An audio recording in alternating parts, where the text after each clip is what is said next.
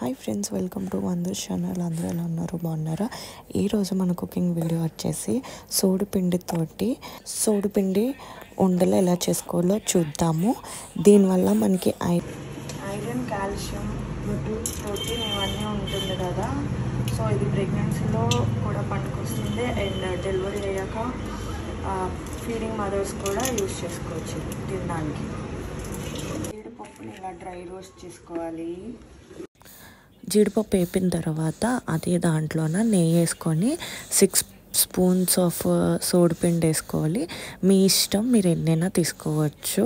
మేమైతే స్పూన్స్ తోటి తీసుకున్నాము 6. అండ్ దాని తర్వాత బెల్లాన్ని తురుముకొని ఉంచుకుంటే మీకు ఈజీగా కలుపుకోవడానికి అవుతుంది. నెయ్యిలోన సోడిపిండిని వేసుకొని ఫ్రై చేసుకుంటే బాగుంటుంది. అండ్ బెల్లము మన క్వాంటిటీకి, అంటే మన స్వీట్ ఎక్కువ తింటామంటే ఎక్కువ వేసుకోవాలి, తక్కువ తింటామంటే తక్కువ. దీన్ని వేపుతాం కదా, నేతిలో వేపేటప్పుడు జస్ట్ పిండి వేడెక్కడానికే వేపుతాము. ఇది ఏగుతున్నప్పుడు సోడిపిండి స్మెల్ వస్తుంది. ఆ స్మెల్ వస్తే ఇది అయిపోయినట్టే.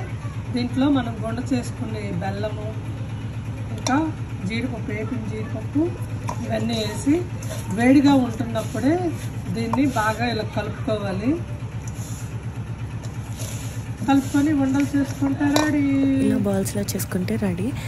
కంపల్సరిగా మీ ఇంట్లో ట్రై చేసి తినండి, చాలా బాగుంటాయి. మీకు కానీ వీడియో నచ్చితే మాత్రం please like, share and subscribe. See you on next video. Bye by.